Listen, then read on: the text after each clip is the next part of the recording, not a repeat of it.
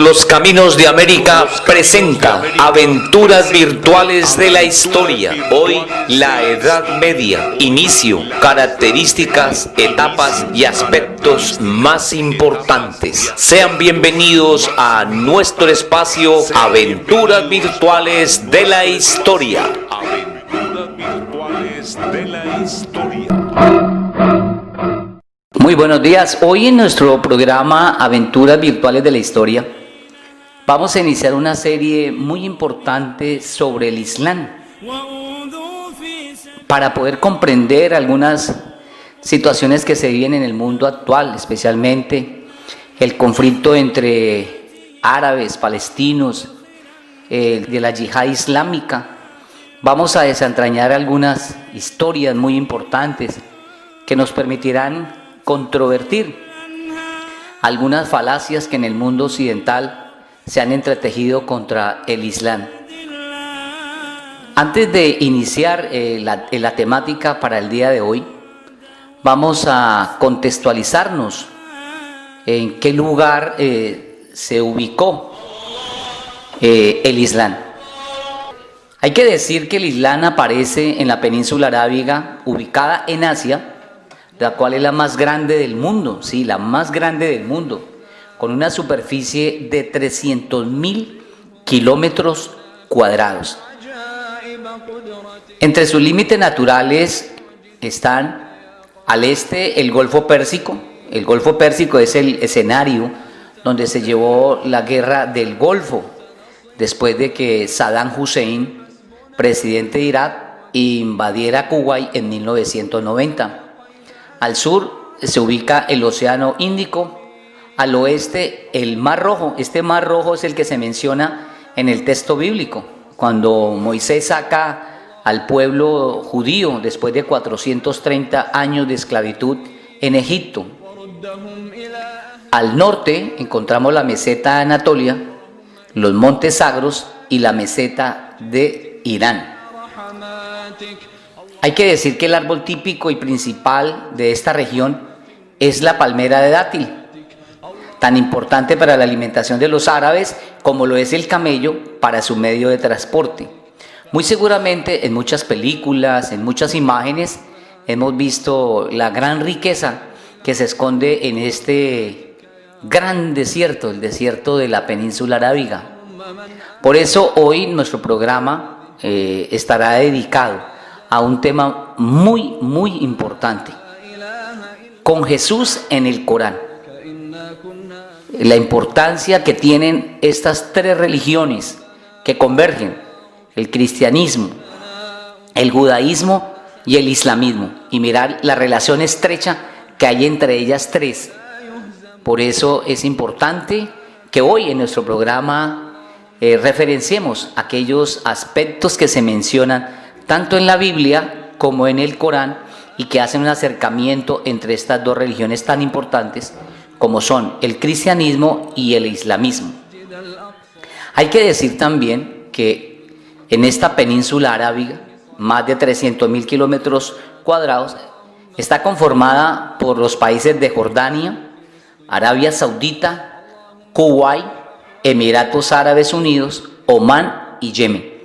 Y que lo más destacado en el mundo de esta península arábiga es la riqueza petrolífera, la grande riqueza que tienen los jeques, que muy seguramente hemos visto en algunas producciones cinematográficas, como El Príncipe de Persia, películas que muestran la cultura, la idiosincrasia del pueblo árabe. Es importante mencionar que el islamismo es una de las religiones más jóvenes del mundo. Esta inició en Arabia en el siglo VII. Su profeta es Mahoma y su Dios es Alá. Yeshua Oje Qurani, traducido al español, Jesús en el Corán. Este va a ser el tema central de nuestro programa del día de hoy. Y inicialmente vamos a hacer varias precisiones. En el Corán hay 4 referencias de Jesús.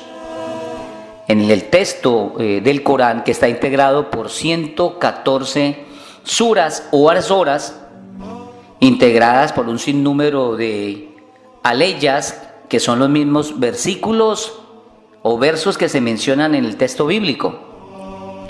El primero hace alusión al hijo de María, en árabe, en Nu María.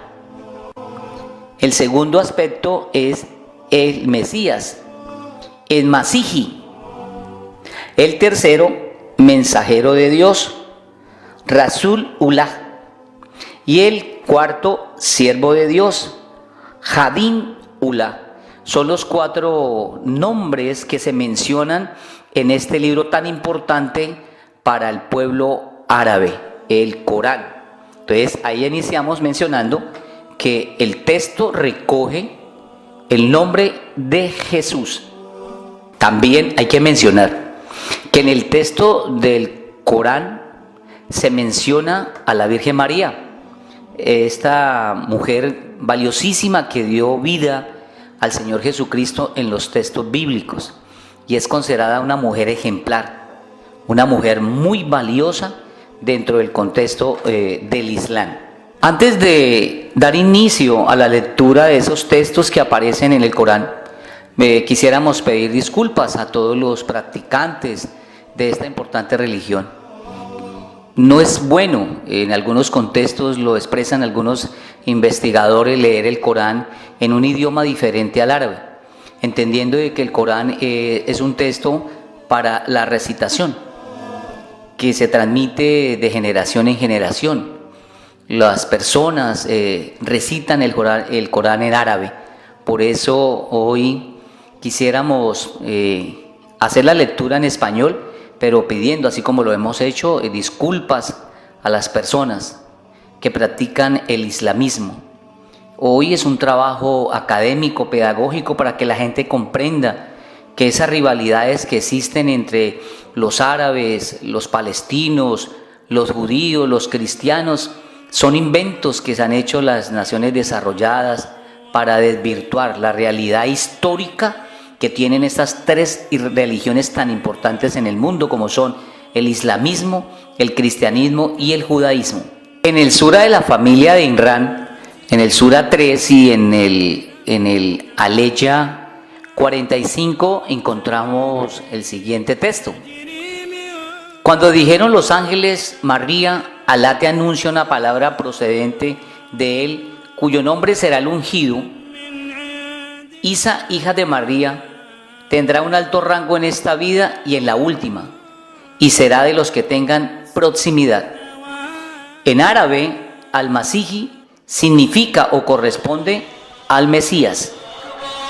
En este texto del Corán 3:45, el islamismo reconoce la importancia de Jesús, en este caso identificándolo como Mesías. Se reconoce la existencia del Mesías. Y una cosa muy importante que trae el Islam es que ustedes recuerdan, amables oyentes, y especialmente los chicos de los grados séptimos que sintonizan nuestro programa, en la Biblia se menciona que la Virgen María concibió al Señor Jesucristo a través del Espíritu Santo. En el texto del Islam, el Espíritu Santo está relacionado con el arcángel San Gabriel, arcángel Gabriel. En esa época, alguna mujer que tuviera relaciones fuera del matrimonio era apedreada, lapidada. Por lo tanto, en la mentalidad de la gente, cuando aparece la Virgen María embarazada, la gente cree que la Virgen María fornicó. Por eso en el texto bíblico se habla que un ángel se le apareció a José para decirle que el hijo que ella estaba esperando era un hijo concebido por el poder de Dios. En el texto del Corán, Jesús hace una defensa muy importante de su madre frente a esas personas que de una manera u otra están desdibujando el papel de ella y la consideran una mujer fornicadora que debió haber sido lapidada, así como lo establecía la ley de Moisés. Por eso vamos a hacer lectura de este aspecto tan importante donde el Señor Jesús defiende vivamente a su progenitora María. Entonces leeremos Suras de María desde la Aleya 27. Y llegó a su gente llevándolo en sus brazos, dijeron: María, has traído algo muy grave. Hermana de Aarón, tu padre no ha sido un hombre de mal, ni tu madre una fornicadora. Entonces hizo un gesto señalando, dijeron: ¿cómo vamos a hablar con un niño de pecho? Dijo: yo soy el siervo de Alá. Él me ha dado el libro y me ha hecho profeta. Y me ha hecho bendito donde quiera que esté, y me ha encomendado la oración y la purificación mientras viva. En el idioma árabe, el salat y el zakat. Y ser bondadoso con mi madre. No me ha hecho ni insolente ni rebelde. La paz sea sobre mí el día en que nací, el día de mi muerte y el día en que sea devuelto a la vida. Ese es Isa, el hijo de María, la palabra de la verdad sobre el que dudan. No es propio de Alá tomar ningún hijo. Gloria a Él. Cuando decide algo, solo dice sea y es. Y verdaderamente Alá es mi Señor y el vuestro, adoradlo pues. Este es un camino recto. Pero los partidos que habían entre ellos discreparon. Perdición para los que no creyeron, porque habrán de comparecer en un día trascendente. ¿Cómo verán y cómo oirán el día que vengan a nos? Pero hoy los injustos están en un claro extravío. Y adviérteles del día de la lamentación, cuando el asunto quede decidido. Y sin embargo, ellos están descuidados y no creen. Es cierto que nosotros heredaremos la tierra, y a quien haya en ella, y a nosotros regresarán. Y recuerdan el libro de Ibrahim. Él fue realmente sincero y profeta, cuando dijo a su padre: Padre mío, ¿por qué adoras lo que ni oye, ni ve, ni te sirve de nada? Padre, me ha llegado un conocimiento que no te ha llegado a ti. Sígueme y te guiaré por un camino llano. Padre, no adores al Chaitán, pues ciertamente el Chaitán es rebelde con el misericordioso. Padre, temo de verdad que te llegue un castigo del misericordioso y seas de los que acompañen al Chaitán. Ahí podemos darnos cuenta que el Señor Jesús defendió la situación en la que estaba la Virgen María.